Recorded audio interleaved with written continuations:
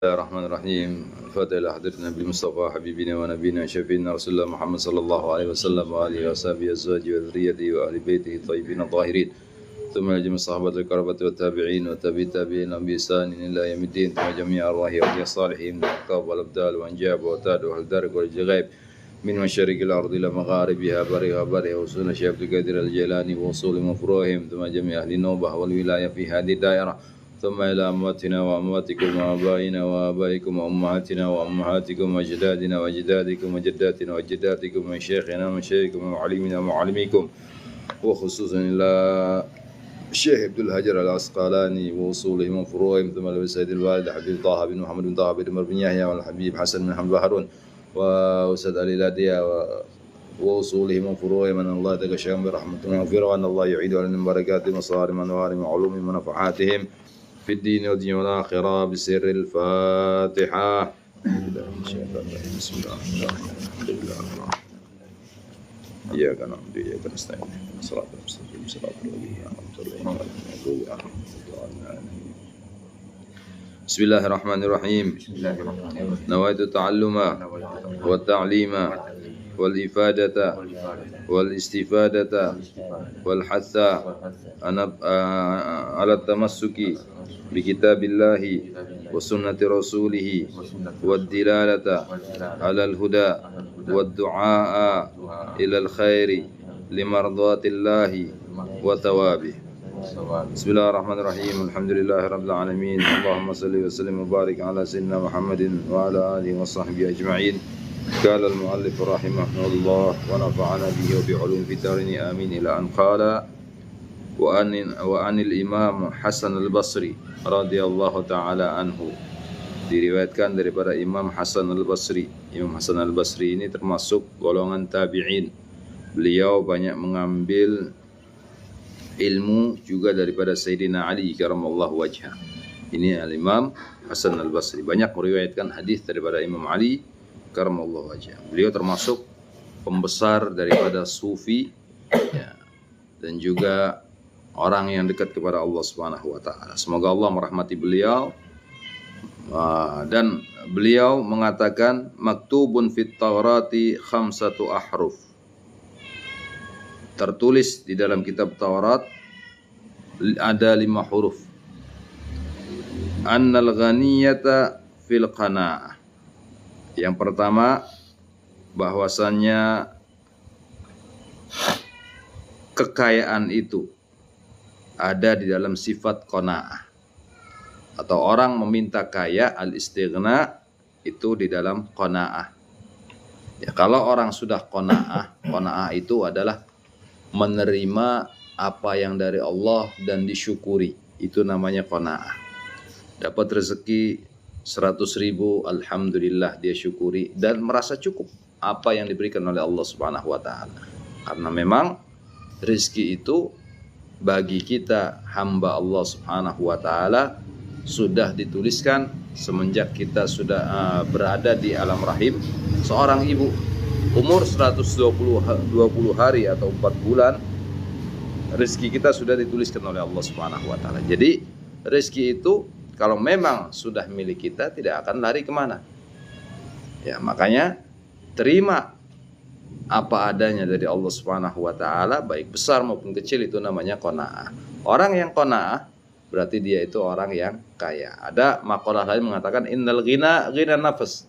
Sungguhnya kaya yang dimaksud kaya itu adalah kaya hati.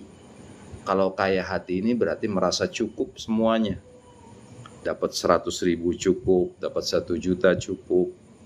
Ya, ini namanya orang kaya kalau sudah cukup. Pengen beli mobil cukup. Makanya enak jadi orang cukup daripada orang kaya. Kalau orang kaya banyak hisabnya. Nanti di akhirat ditanya oleh Allah Subhanahu wa taala, dari mana engkau dapatkan harta? Kemudian engkau belanjakan kemana itu harta?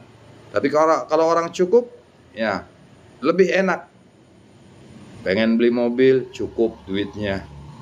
Mau naik haji, cukup duitnya. Mau umroh, cukup. Nah, ini namanya orang cukup yang selalu bersyukur kepada Allah Subhanahu wa taala. Kalau orang punya rasa hiris atau rakus, maka dia akan selalu terus meminta atau berusaha untuk menjadi yang lebih. Seperti kaya, ya dia hiris ala dunia, dia selalu ingin mencari dunia terus, menumpuk kekayaan. Nah, itu namanya orang yang hiris itu tamak. Ya, tapi kalau orang yang qanaah, dia cukup, apapun yang diberikan oleh Allah Subhanahu wa taala cukup bagi dia. Jadi di kitab Taurat kata Imam Hasan Al-Basri disebutkan, sesungguhnya kaya itu ada di dalam qanaah. Wa anna salamata fil uzlah, dan sesungguhnya keselamatan itu ada di dalam uzlah atau menyendiri. Kalau orang pengen selamat, dia ya mesti banyak menyendiri dari manusia. Uzlah itu pergi daripada manusia, hanya menghadap Allah Subhanahu wa taala. Tidak bersosialisasi dengan orang, tidak kumpul sama orang, dia lebih banyak menyendiri. Kalau sudah kumpul sama orang, apa yang terjadi? Banyak maksiat yang dilakukan. Ya, baik disengaja ataupun tidak disengaja. Kalau kita ngumpul 4 orang, ya 2 orang, 3 orang, 4 orang kumpul, kadang ada saja yang kita omongkan daripada kejelekannya orang. Makanya untuk bisa selamat daripada itu semuanya, uzlah, ya, menyendiri, itu lebih selamat. Makanya di dalam kitab Taurat kata Imam Hasan Basri, annas salamata fil uzlah, semuanya keselamatan itu ada di dalam menyendiri, dalam uzlah. Wa annal hurmata fi rafdis syahwat, dan sesungguhnya kemuliaan itu ada di dalam penolakan syahwat. Kalau orang sudah bisa menolak syahwatnya, maka dia akan hidup mulia. Ya, kalau orang selalu menuruti syahwatnya, maka dia akan hidup seperti binatang, naudzubillah. Ya.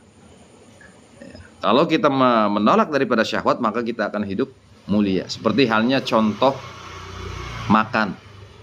Makan itu adalah sesuatu hal termasuk dorongan syahwat, dorongan hawa nafsu. Kita makan.